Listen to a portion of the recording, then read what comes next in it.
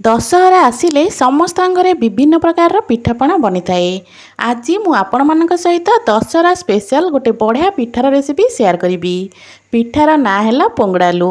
यही पिठा को बनैबा बहुत सहज आउ यही पोंगड़ालू पिठा खाइबापी बहुत ही स्वादिया लगी थाए। नमस्कार, मु रश्मि यूट्यूब रे आपण समस्त को स्वागत।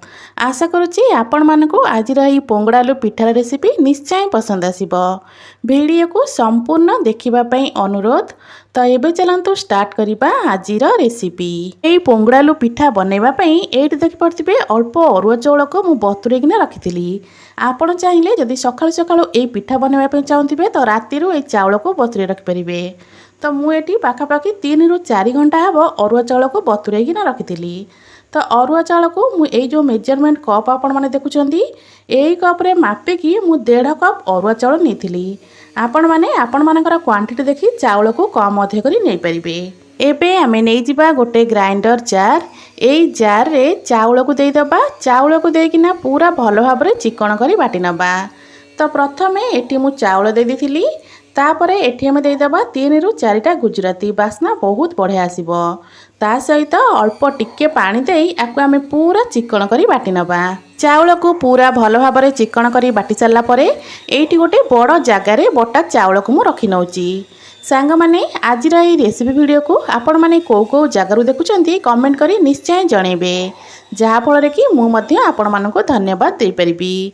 तो ये देखि परथिबे चाउल को पूरा भलो भाबरे चिकन करी मु बाटी नेची। एबे ई बाउल को रखि नबा आमे साइड रे। एपटे गैस ऊपर गोटे सॉसपैन बसे नेची। एबे सेथिरे अल्प टिके आमे पानी दे दबा। पानी टिके उषुम होला परे एबे एठी आमे गुड़ ऐड करिबा। जो मेजरमेंट कप रे मापिकिना मु चाउल नेथिली सेइथिरे मु गुड़ नेथिली। जेमिति कि 1.5 कप चाउल पई एठी मु 1 कप गुड़ नेथिली। मिठा आपण माने आपणक पसंद अनुसार कम अधिक करि परिबे। तो एई गुड़ को आमे एठी केवल मेल्ट करनबा, ताको गोटे तार बा 2 तार बनैबार नै। गुड़ पूरा भलो भाबरे मेल्ट हो सारला परे चाउलर जो बैटर आमे बनै रखिले ना सेई बैटर को गुड़र पानी को एमिति आमे छाणी नबा।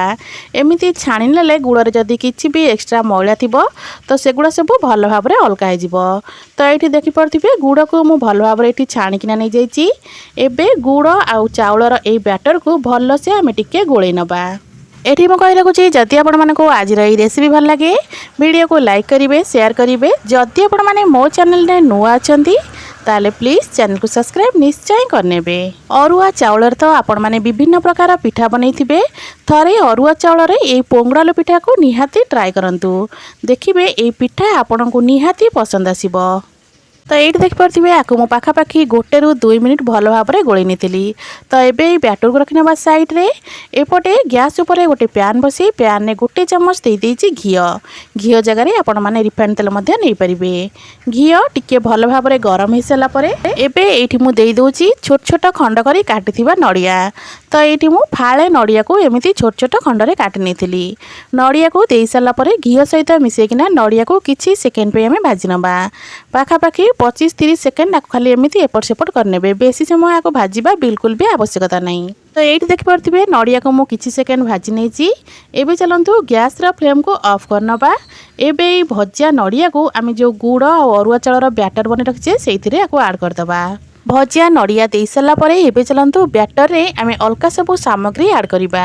जेमिति कि एठी मु नेइथिली धळा राशि रो फ्लेवरटा ए पिठा रे बहुत बढ़िया आसीबो। तो एठी मु गोटे बड़ चमच रे 2 चमच हबो धळा राशि देइथिली। ता सहित अल्प टिके मु लूण देइथिली आ गोटे पिंच एठी मु देइथिली खाइबा सोडा। सबू जिनस दे सारा परे एबे आको आमे भलो से मिसै नबा। तो ये बैटर कंसिस्टेंसी देखि परथिबे एमिति ही रखिबे। एपटे गैस ऊपर गोटे कड़ाई बसई तेल अल्प भलो भाबरे गरम करनेथिली। तेल भलो भाबरे गरम हो सारा परे बैटर रु आमे गोटे डंकी दे दबा। डंकी बैटर दे सारा परे ए पिठा ऊपर को एमिति हल्का हल्का भाबरे तेल देबे, जहा फल कि पिठाटा पूरा बढ़िया भाबरे फुली जिवो। पिठा गोटे पट भलो भाबरे टिके हे सारा परे ताकू आमे आर पट को पलटै नबा। एमिति एपट सेपट करी पिठा को पूरा भलो भाबरे गोल्डन ब्राउन कलर करी आमे छाणी नबा। दशहरा रे तो आपण माने विभिन्न प्रकार पिठा बनाउथिबे।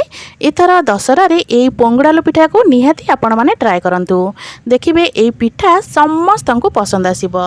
तो एठी देखि पारथिबे पिठार कलर एठी चेंज हे गलानी, पूरा गोल्डन कलर हे आसलानी। तो एमिति पिठार कलर हे गला परे एई पिठा को आमे एठू तेलरू काढी नबा। तो ये मोर प्रथम पोंगड़ालू पिठा पूरा रेडी। एबे चलतु ये पिठा को आम काढ़ी नवा। देखिपे पिठाटा देखापी केते सुंदर लगुच। ये पिठा खावाई बहुत ही बढ़िया लगी थाए। एबे चलतु बड़का बैटर रे सेम प्रोसेस रे सब जगह पिठा आम बन नवा। जदि आपण मैंने एमती टिके फर्चा वाला कड़े नहीं तो एका संगे 2 ରୁ 3टा पिठा आराम से बन पारे। जदि गाड़ुआ वाला कड़े थी ताले गोटे थर में आपण मैंने गोटे पिठा ही बन पारे।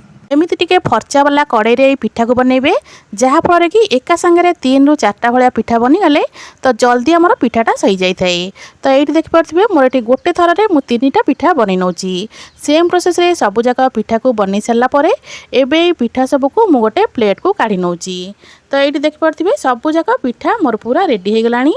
एबे चलतु ये पिठा सबको गोटे प्लेट को आम काढ़ी नवा। देखिपे पिठा गुड़ा केते सुंदर देखा। ये पिठा खावाई बहुत ही बढ़िया लगी थाए।